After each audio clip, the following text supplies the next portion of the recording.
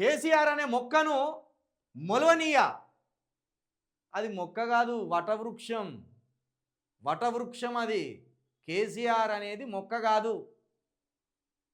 ఈ తెలంగాణ రాష్ట్ర చరిత్రలో తెలంగాణ రాష్ట్రం అనగానే మొత్తం ఏకరూపమై కనిపించేది కేసీఆర్.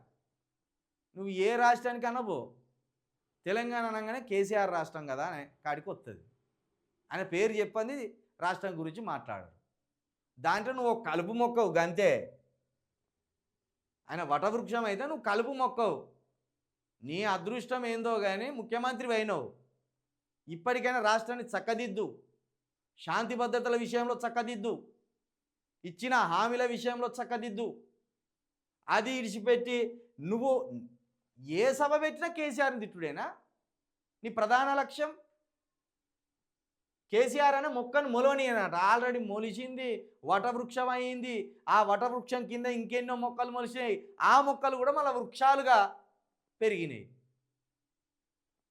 కేసీఆర్ మొక్క అట. ఆ మొక్కని ఈయన ఉడబీక్తాడట.